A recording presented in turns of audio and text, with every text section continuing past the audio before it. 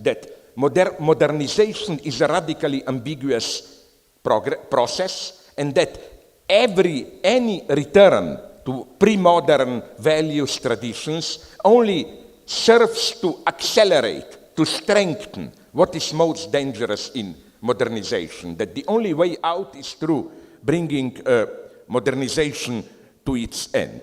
And now to conclude, really, this brings me back to the beginning. We encounter here the very dilemma with which I began, the two ways. Either this holistic, pseudo-oriental, because with Buddhism things are much more complex, but I will not go into it now. This idea of holistic, global harmony, universal compassion, which will close the wound of modernity, or to accept that the wound itself, by wound I mean this cut of modernity, violent interruption of traditional order by modern universalism, beginning with Christianity and so on, or that this is our only salvation. Since there were no dirty jokes, I would nonetheless like to begin with to end with a very dirty joke that I heard, believe it or not, in Ramallah from a Palestinian Christian. They are wonderful people, sense of humor. He told me this joke about Jesus Christ. The night before Jesus was arrested and crucified, he was there praying alone in the tent. Jesus Christ, his followers, apostles, gathered around the tent and started to worry. Like, Christ was still a virgin. He didn't have sex. And they say, my God, our Lord did so much to us, so many great things, and he will die tomorrow, being crucified without any joy and happiness. So why don't we make at least the last evening of Jesus Christ, why don't we bring some joy to him? So they call Mary Magdalene and ask her to go to the tent where Christ is resting and to seduce him. Of course, being who she was, Mary said, oh, with pleasure, and went there. Now, after 5 minutes, Mary Magdalene came out running with a totally horrified cry. And apostles were wondering, what happened there, my God? Is Christ secretly a pervert? Did he torture her or what?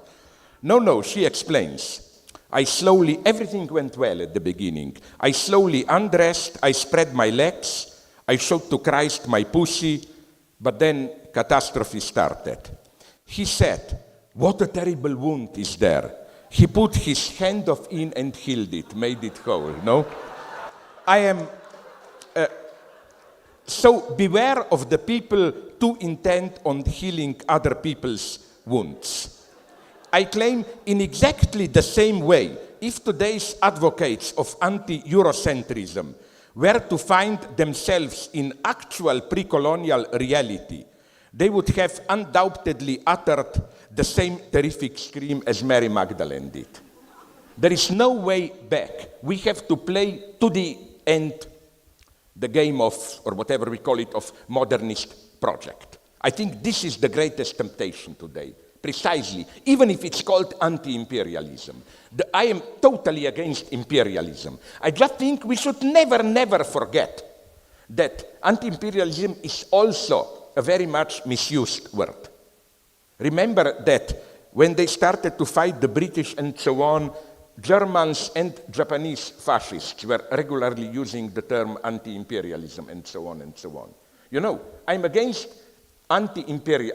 imperialism, but I am not ready to sacrifice the legacy of European modernity. Precisely that passionate model of love, agape, universal love which is not the wisdom of keeping a distance, but fully falling into it, full engagement, losing oneself without reserve. For me, wisdom is not all that Star Wars pseudo-oriental bullshit, you know. Don't attach yourself too much to worldly object. No, attach yourself to the end to a worldly object. That's the only way out for me, with all the risks this involves. Thank you very much.